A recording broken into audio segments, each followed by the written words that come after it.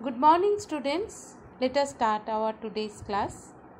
In our last class, we have discussed heating effect of electric current and the amount of heat produced with the help of Joule's law.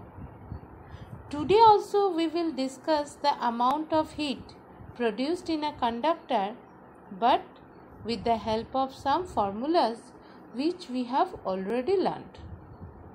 Now let us start our today's class.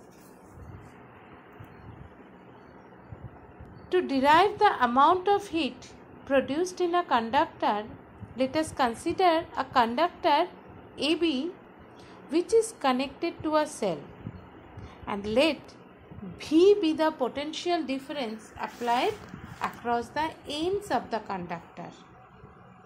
Now, if W be the work done to carry the charge Q from one end to another end of the conductor, then potential difference across the conductor V is equals to W by Q, or we can say W equals to VQ.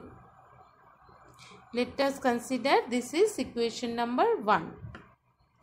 Now, if current I flows through the conductor for time t, then total charge flowing through the conductor is given by Q equals to IT. This is equation number 2.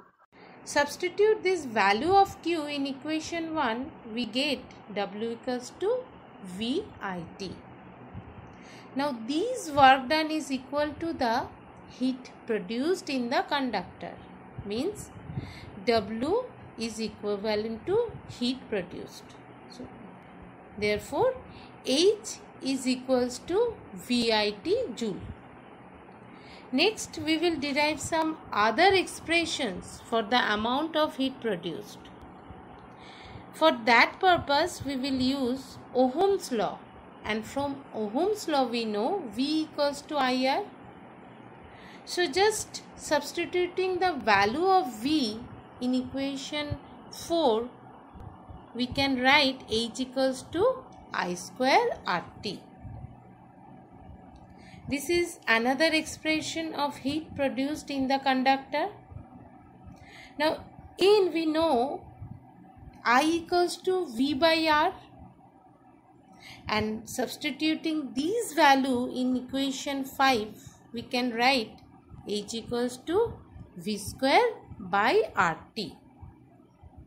This is one more expression for the heat produced in the conductor.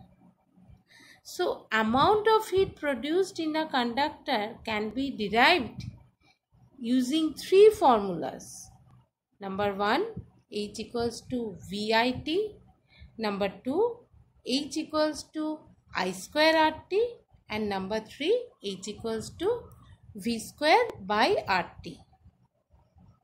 For our numerical purpose, we will use the particular formula which informations will be provided to us. With respect to that, we have to decide which formula we will use.